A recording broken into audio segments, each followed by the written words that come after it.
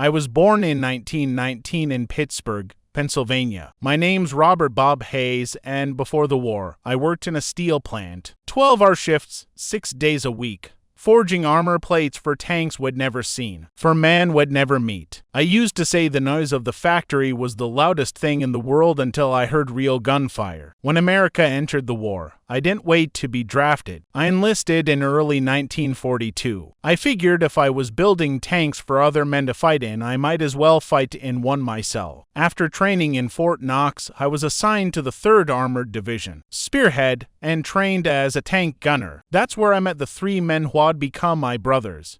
Jack O'Donnell, our driver from Chicago, a street-smart mechanic with more guts than sense. William McCarthy, the loader, a farm kid from Iowa, always humming some country tune. And Frank Russo, our commander, a quiet, serious man who'd driven trucks before the war. We got our tank in early 1944, an M for Sherman, serial number 3,068,419. We nicknamed her Hazel after Jack's girlfriend back home. She rattled like a tin can and leaked oil from every seam, but she was ours. Before we shipped out to England, I wrote my mother a letter. I told her not to worry, that I was ready, that I believed in what we were doing. She sent back a small envelope with a photo of our family and a note that said, "Bring this back with you." I kept that photo taped above the gun sight. We landed in Normandy in June 1944, not long after D-Day. The beaches were still littered with wreckage, burned-out tanks, half-sunk landing craft, helmets scattered like seashells. The smell of fuel, mud, and death was something I never got used to. Our orders were simple: move inland, break through the German lines, and push towards Saint-El. But nothing about it was simple. The hedgerows were nightmares, walls of earth and roots taller than the tank itself. The Germans knew the land, and they were waiting for us. On our first day in combat, we rolled down a narrow country road when a Panzer IV opened fire from a concealed position. The first shell hit a tank ahead of us, tore through it like paper. The next one screamed right over our heads. I remember Frank shouting, "Traverse left, fire," and my hands moved before I even thought. The round hit just below the Panzer's turret. Flames burst out, black smoke rising above the hedges. My body was shaking, but my hands were steady. That was our first kill. That night, we slept beside Hazel, covered in dirt and ash, listening to distant artillery. None of us said it out loud, but we all knew this was only the beginning. By mid-July 1944, France was a burning maze of shattered towns and hedgerows. Every road we rolled down felt like a trap, and most of them were. The Germans were masters at ambush. They'd hide Panzerfaust teams in barns, mine crossroads, and wait for a tank column to roll past before hitting the last vehicle to box the rest in. We learned fast. You either learned or you didn't come back. Our crew was lucky, or maybe just stubborn. Frank was calm under fire, never shouting unless he had to. Jack could coax the Sherman through anything: mud, craters, even ditches we should have never tried crossing. And Mac, I swear that kid could load a shell faster than I could blink. That summer heat was brutal. Inside the tank, it felt like a furnace 130 degrees easy. The smell of oil, sweat, and cordite never left your skin. I used to joke that I didn't need coffee, the gunpowder kept me awake. We fought near Saint-El, then pushed south. One day we rolled into a village that had been shelled to dust. Roofs gone, trees splintered, and a church bell half buried in the street. That's where we met real resistance. A group of German Panthers waited behind the ruins. The first shot hit the tank behind us, blew the turret clean off. You'll never forget that sound. Frank yelled, "Gun left." I spun the turret, found the glint of armor through the smoke, and fired. The shell bounced off. That's when I realized how outgunned we were. The Sherman's 75mm gun was no match for a Panther's front armor. We had to outthink them. Jack threw the tank into reverse, backed into an alley, and we looped around through a side street. When the Panther turned its turret toward one of our other tanks, I had my chance. We came up behind it, less than 50 yards away. I fired 3 rounds into its rear armor. The third one lit up its ammo rack. The explosion shook the ground. That was kill number 4. Later, I found out that Panther had knocked out 6 Shermans before we got it. That night, when the fighting died down, we sat on the tank and watched the sunset through the smoke. No one spoke for a long time. It wasn't pride we felt. It was survival, pure and simple. In 81 days, we destroyed 258 enemy vehicles,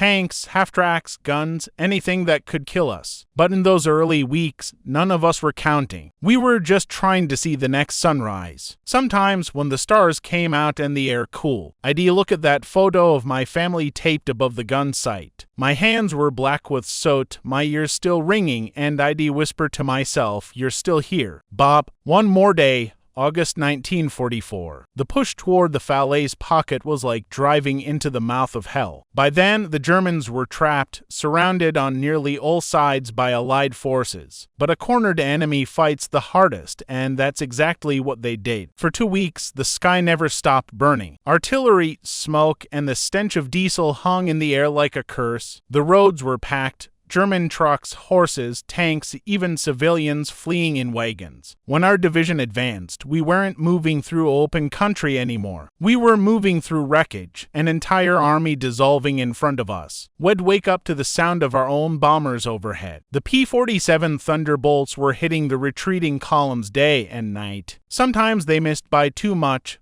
A single wrong turn and friendly fire could end everything. On August 17th, our company rolled into a narrow valley just east of Argenton. Smoke covered everything. I could barely see 30 yards ahead through the gun sight. That's when we spotted them, a line of German armored vehicles trying to break out through the gap. At least 10 of them. Frank didn't hesitate. Gunner up front, 800 yards. Fire. The first shot hit a half-track. It went up like dry paper. The second round struck a Panzer IV right below the turret ring. Flames shot from its hatches. Jack edged Hazel forward, her engine roaring as we crossed over the churned-up dirt road. The ground was shaking from artillery impacts. I fired again and again, hands slick with sweat and grease. My shoulder ached from the recoil, but I kept going. Every time a target disappeared behind smoke, another appeared. By the time the smoke cleared, the entire valley was silent, except for the crackle of burning fuel. There were bodies, wrecks, and abandoned guns everywhere. I'd seen death before, but not like this. Not so close. Max sat beside the open hatch, staring at the fire. "How many, you think?" he asked. Frank didn't answer. He just looked out across the valley and muttered, "Too many." That night, as we refueled and rearmed, I cleaned the gun myself. Each shell casing clattered to the floor, ringing hollow in the dark. I remember thinking,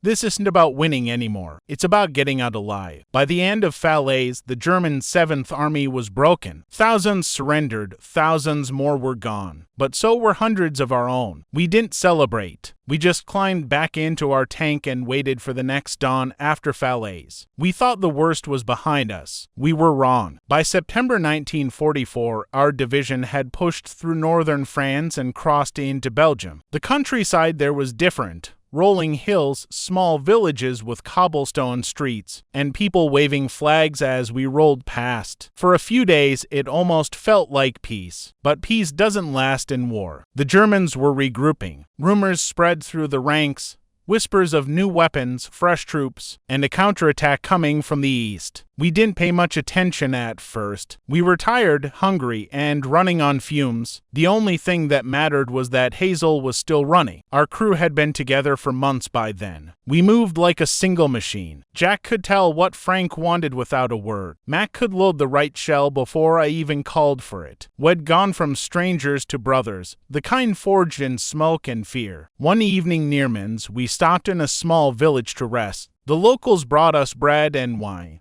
The first real food we'd had in weeks. An old man pointed at our tank and said something in French. I didn't understand him, but his eyes said it all. Gratitude mixed with pity. The next morning, we were ordered north to Aachen, near the German border. The closer we got, the stiffer the resistance became. Every mile, we hit mines, ambushes, snipers. The Luftwaffe, what was left of it, began making desperate attacks again. I remember one afternoon when a Messerschmitt came screaming out of the clouds. It dropped a bomb so close that the shockwave threw me against the turret wall. My ears rang for an hour. When I looked over, Jack had blood running from his nose but was still gripping the controls. Muttering, we're fine, that was Jack. Stubborn as hell. By mid-October, we reached the outskirts of Aachen. The city looked like it had been chewed up by the earth itself. Buildings gutted, streets cratered, fires smoldering in every direction. The Germans fought for every block. It was the first city inside Germany to face us, and they weren't giving it up easily. Street fighting in a tank is a nightmare. You can't see anything, can't hear anything, and every window could hide a Panzerfaust. We crawled through the rubble one block at a time, firing short bursts at anything that moved. Once, a shell hit so close that it cracked the periscope glass and showered me with splinters. For a few seconds, I thought we were done, but Hazel kept moving. She always did. When Aachen finally fell, we were exhausted. I remember stepping out of the hatch, looking at the smoking ruins, and realizing that every victory was starting to feel the same, empty. The map said we were winning, but inside, it didn't feel that way anymore. By December 1944, the war felt endless. We had crossed into the edge of Germany, and word was spreading that Berlin might fall soon. But soldiers learned not to believe in soon. Nothing comes soon in war. The snow came early that year.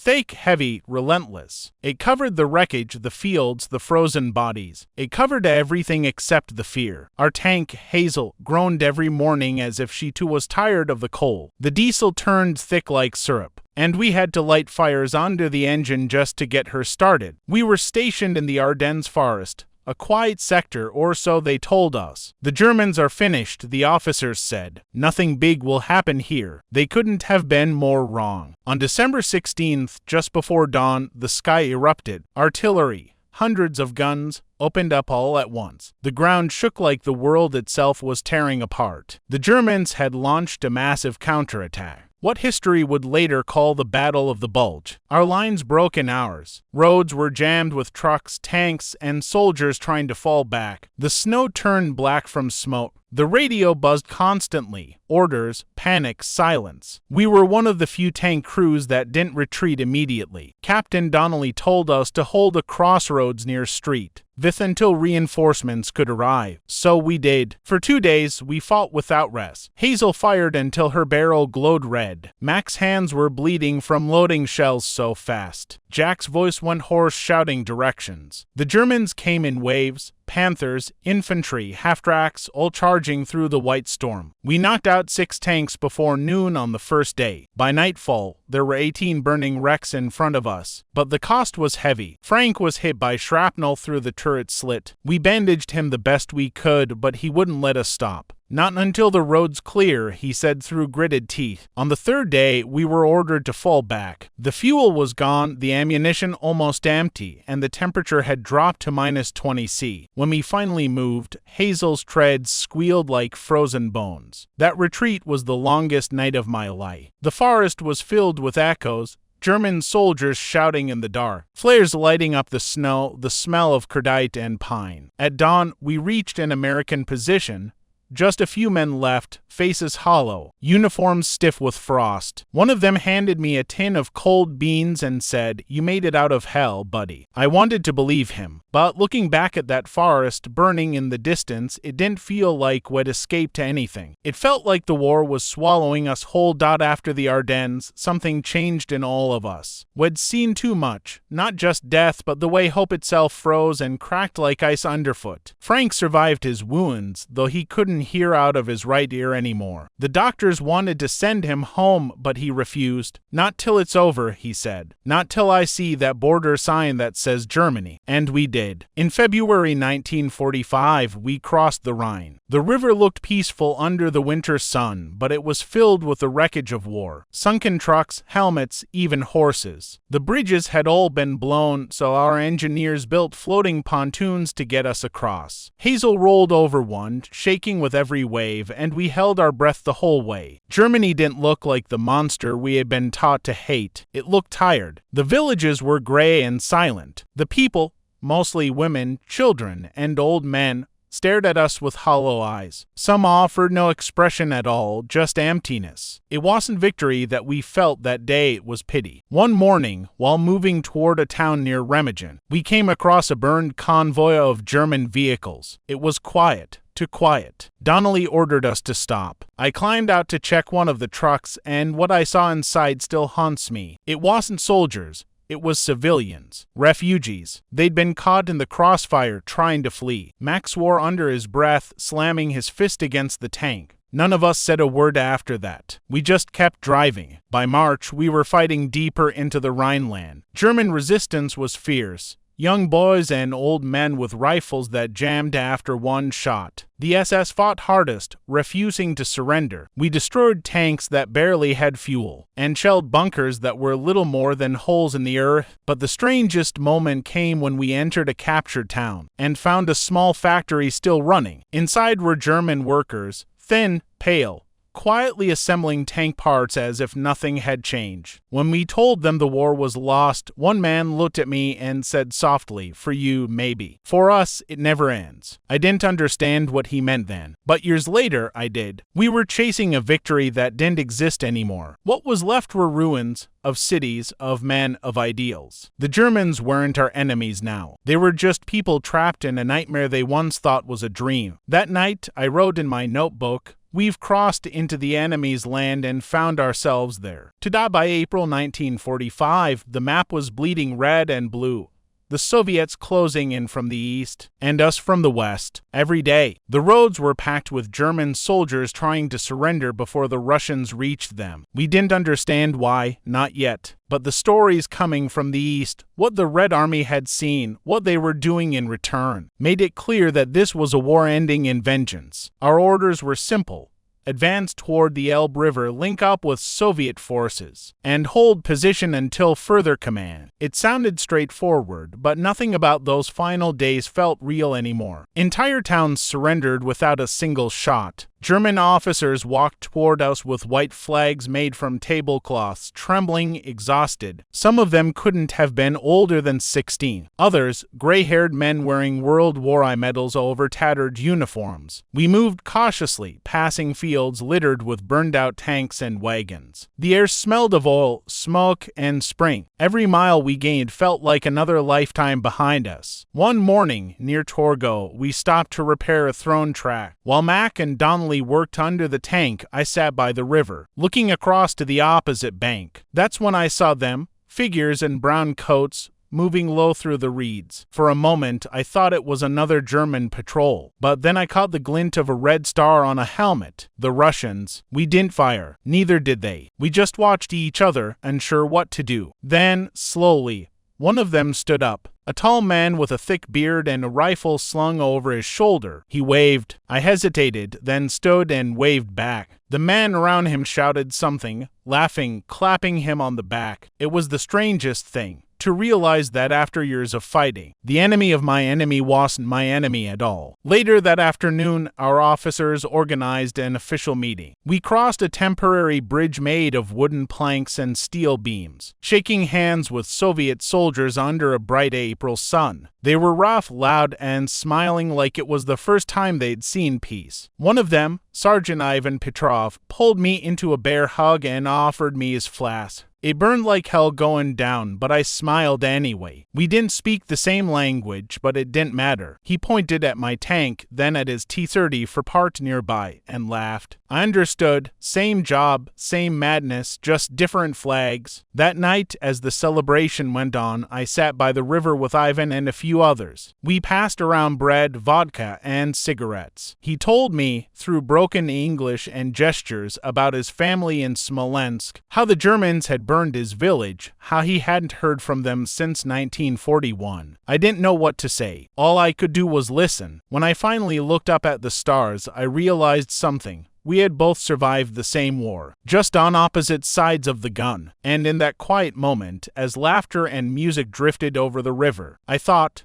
maybe this is what victory really looks like. Not flags, not parades. Just two soldiers sharing a drink, trying to forget everything they had to do to get here. The news came a few weeks later. Germany had surrendered. For a long time, none of us spoke. The words didn't sound real. Would imagine this moment 1,000 times, but when it finally came, there were no cheers. No celebrations. Just a strange, hollow silence. Our unit was ordered to hold the position near the Elbe and wait for transport back west. The Soviets fired their rifles into the air in joy, singing and shouting, but for us, the feeling was different. Relief, yes, but also something heavier. We had lived so long inside the noise of war that silence felt almost frightening. Ivan Petrov found me that evening and handed me a small badge, a red star from his uniform. He smiled and said one word he'll never forget: brother. I shook his hand, and for a moment I saw not a Russian, not an enemy,